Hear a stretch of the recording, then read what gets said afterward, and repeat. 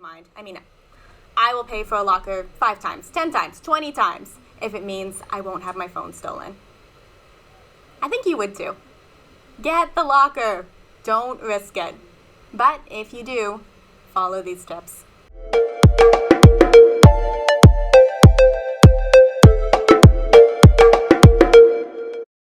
Hi, and welcome back to the channel. My name's Megan, and in today's video, I'm going to be sharing with you my top 10 tips and hacks to keep your stuff safe if you end up alone at the beach, which is a common problem if you travel solo often, such as myself. Hope you will enjoy this video. Give it a like if you do, and subscribe, because I'm back here every single week with actionable tips and hacks to make travel just a little bit better for you. I'm going to dive straight into some creative ways to keep your stuff safe while you swim. I'll start off with the more practical, reasonable, recommended options, and then slowly move towards the more risky stuff that you can give a try at your own risk.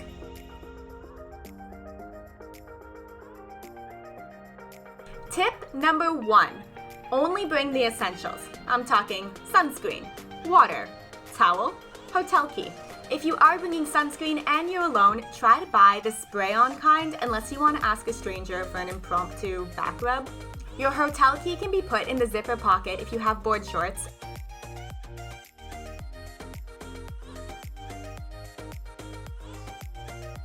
Or one of my favorite travel essentials, the flip belt, which you could just wear into the water with you.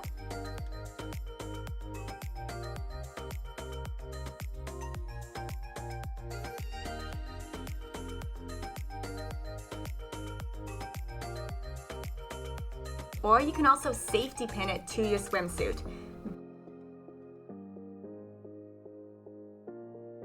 Better yet, ask them at the hotel front desk just to hold it for you while you go to the beach. If you must bring cash, only bring what you need for that short amount of time that you are there. Do not bring your whole wallet with all of your ID and your credit cards. Leave your phone behind and bring a physical book with you as opposed to an e-reader or other expensive electronic.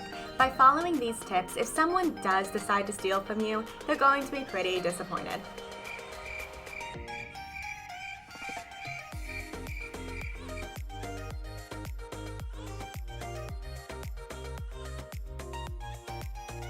Let's be honest, you're bringing your phone. Now, if you have a car with one of the keypads, your next best option would be to lock your stuff inside the car, leave the key inside the car as well, and just use your pad to keep the doors and everything safe and secure. I know many cars still don't have this keypad, and you will have the key to worry about. This is a little bit creative, but hear me out. Have a $5 copy of your car key made at a local hardware store. Most newer cars have a transponder inside of the key, so this is what is needed to actually start the car. If you have a cheap copy made, it's going to unlock the vehicle, but it won't actually be able to start it, so you could hide the real key somewhere inside of the vehicle. This is a bit of a double whammy because now this key that you have, this cheap copy that unlocks the door, has no electronic parts to it, and you can take it in the water with you swimming in a zipper pocket or again, safety pinned to your swimsuit. You can also consider just leaving the key on the beach because if someone does find the key, they won't actually know which car it unlocks, and if somehow they do find out and they get into your car, they're not going to be able to start it.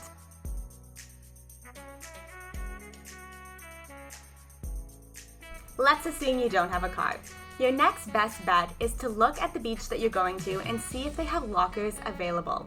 I'm not kidding, guys. Pay for a locker, keep your stuff safe. It is worth so much more than the couple dollars you will be paying. Assuming there are no lockers, make your own. This one-time investment could save you so much money in the future. There are anti-theft bags that you can buy on Amazon, which would be similar to the way that you can have those little codes that lock your luggage when you're traveling. Buy one of these bags, or take a zipper bag and put a little lock on the zipper so you can't actually open it without unlocking it. And I know someone can just run by and then grab your little zipped up bag. So the next step would be to use a bicycle lock and lock it to a pole, to a tree, even the lifeguard stand if they'll let you.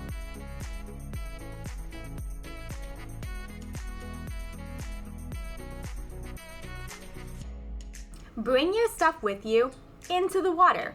I already mentioned that you can do this with your hotel keys. Same goes for credit cards, debit cards, it's not going to be damaged by the water. And then for electronics or money that would be, consider getting a wet bag. There are wet bags for your phone, like this one for $10 on Amazon, that go around your neck. There are also ones that you can wear around your waist, or a sealed bag that you could put into the pocket on your board shorts. This is a little bit risky. I've never had my wet bag leak, but I still feel a little bit sketched out by bringing my electronics and my money with me into the water. Or if the cord were to break in ocean water, that is gone. So do this one with caution. Now we're getting on to the riskier stuff. My next tip would be ask a stranger to watch your things for you. I'll usually do this with a really nice looking family if they look like they're camped out there for the day. Sometimes I'll even ask the lifeguard.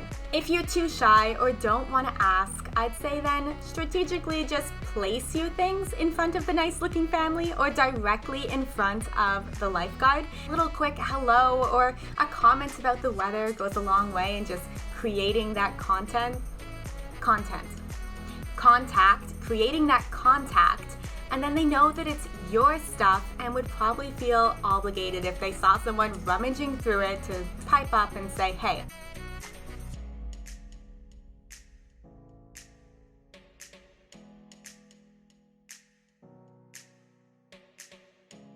I get it.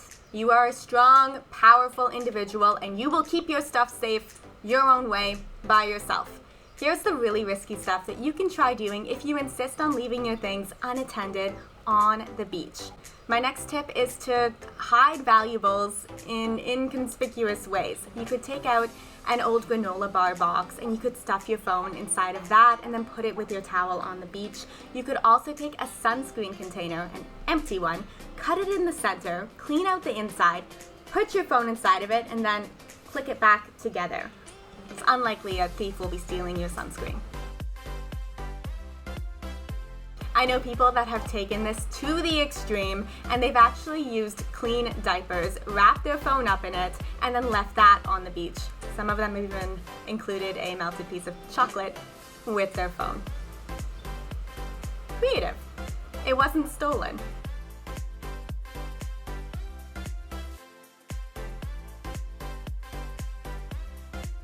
My last tip is to bury your belongings. You would do this by putting it into a plastic bag, sealing the bag, burying a hole, putting it in, covering it back up, and then using your towel or a beach chair as a marker.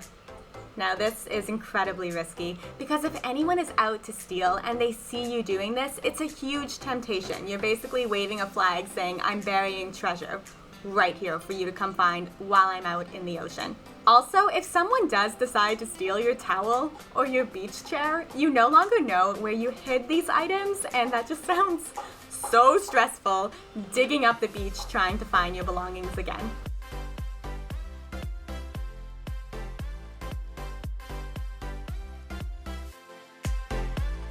My mind was blown when I initially discovered these tips and hacks.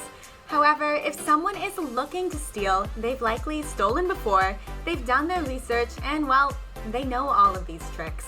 Even if you're staying at a beach resort and say going in the lazy river, remember to keep an eye on your stuff. Other guests could very well steal from you. And honestly, I have never been stopped going into a resort that I'm staying at or not staying at. So you never know who could be around.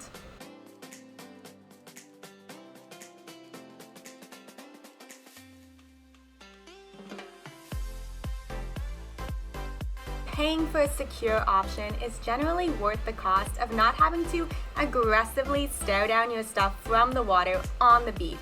It is worth the peace of mind, and I can guarantee that your valuables are worth much more than the cost of, say, a locker or a missed text message if you leave your phone back home.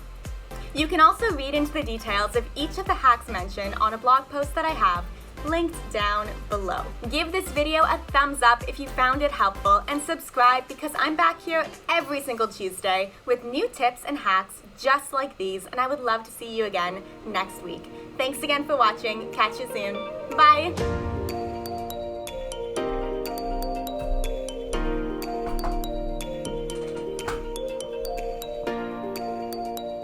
Oh, well, hello there. Didn't see ya. I don't know where I was going with this, and I promise I will never do it again.